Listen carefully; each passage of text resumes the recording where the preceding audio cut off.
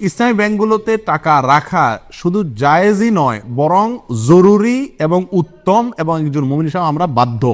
প্রিয় ভাইরা, গুরুত্বপূর্ণ একটা প্রশ্ন। ইসলামী ব্যাংক বলতে বাংলাদেশে এখন অনেকগুলো ইসলামী ব্যাংক আছে। এই ইসলামী ব্যাংকগুলোতে টাকা রেখে আমরা তার লভ্যাংশ ভোগ করতে পারবো কিনা, এই বিষয়ে ওলামা একরামের একাধিক মত আছে। কিছু ওলামা একরামের গবেষণা অন্তে তারা বলেন যে ইসলামী ব্যাংকগুলো আমাদের দেশের পরিসরে কেন্দ্রীয় ব্যাংকের অধীনে থাকতে হয়, দেশের প্রচলিত নিয়মকানুন মেনে চলতে হয়, যার কারণে এবং অনেক ক্ষেত্রে সদিচ্ছার অভাব বা ঘাটতি থাকার কারণে পরিপূর্ণ ইসলামিক না। যেহেতু পরিপূর্ণ ইসলামিক না, অতএব সেখানে টাকা রেখে সেটার লভ্যাংশ খাওয়া জায়েজ হবে না। এটা হলো কিছু আলেমদের মত। এর বিপরীতে অন্য উলামা ইকরাম বলেন, যেহেতু আমাদের সমস্ত ইসলামী ব্যাংকগুলোর শরিয়া বোর্ড আছে এবং সে শরিয়া বোর্ডে গ্রহণযোগ্য উলামা ইকরাম বসে আছেন, তাদের দায়িত্ব হলো এটা ইসলামী পদ্ধতিতে চলছে কিনা মনিটরিং করা, পরামর্শ দেওয়া। তো সেক্ষেত্রে ওলামা একরামের এই শরিয়া বোর্ডের উপরে আস্থা রেখে তারা কি করছেন না করছেন ওই দায়িত্ব আমার না। আমি ওলামা একরামের শরিয়া বোর্ডের প্রতি আস্থা রেখে সেখান থেকে লভ্যাংশ খেতে পারি। দুইটা মত পেলাম কিনা? এই দুই মতকে সমন্বয় করে একটা তৃতীয় মত দিই আমি আপনাদের। সেটা হলো ইসলামী ব্যাংকগুলোতে টাকা জমা রাখা এক জিনিস, আর সেখানে বিভিন্ন মেয়াদে কিস্তিতে টাকা রেখে লাভ খাওয়া আরেক জিনিস। ইসলামী ব্যাংকগুলোতে টাকা রাখা শুধু জায়েজই নয়, বরং জরুরি এবং উত্তম, এবং একজন মুমিন হিসেবে আমরা বাধ্য টাকা জমা রাখা যে কোনো ইসলামী ব্যাংকে। কেন? কারণ সুদী ব্যাংকে আমি টাকা জমা রাখলে কেমন যেন তাদেরকে সুদী কারবারে কি করলাম, সহায়তা করলাম।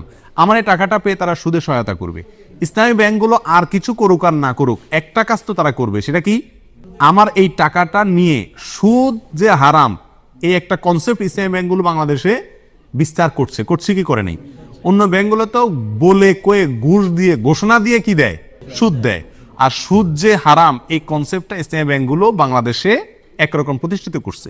বাস্তবায়ন যাই হোক, এটা জানাইছে, এলেমটা তারা প্রচার করছে। স্বীকৃতি এবং স্লোগান হলো তারা সুদমুক্ত ব্যাংকিং চায়। অতএব তাদের কাছে টাকা রাখা আর সুদী ব্যাংকে টাকা রাখা বেশ কম আছে না নেই? সুদী ব্যাংকে টাকা রাখা মানে সরাসরি সুদখোরকে আমি হেল্প করা, ঠিক না?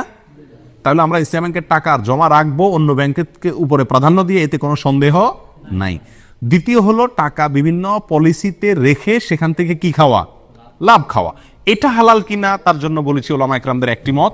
অনেকে বলেছেন যে এটা হালাল, কারণ এখানে শরিয়া বোর্ড আছে, ওনারা দেখছেন, আমার আর ভেতর দেখার দরকার নাই, বাকি দায়িত্ব তাদের, আল্লাহর কাছে তারা সব বিষয়ে তো আমি গভীরে যা দেখার দরকার নাই, জরুরি না।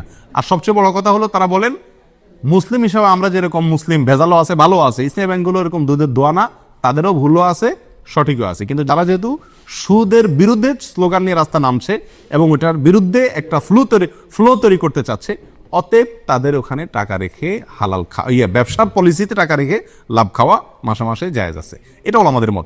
অন্য ওলামা ইকরাম বলেন যে না, পরিপূর্ণভাবে ইসলামীভাবে চলতে পারে না, বাধা আছে, অথবা সদিচ্ছার অনেক ক্ষেত্রে অভাব আছে, এই জন্য না জায়েজ। এক্ষেত্রে আমি বলবো তৃতীয় মতটি, সেটা হলো যদি আপনার বিকল্প কোনো পথ খোলা থাকে, তাহলে আপনি এই ব্যাংকে টাকা রেখে লাভ খাওয়ার চাইতে সরাসরি ব্যবসা করুন, সেটা সবচেয়ে নিরাপদ এবং ভালো, সন্দেহ থেকে দূরে থাকলেন। আর যদি অন্য কোনো সমস্ত উপায়গুলো বন্ধ হয়ে যায়, তাহলে ইনশাআল্লাহ বিদিনিল্লাহ এটা পরিপূর্ণ হারাম হবে না।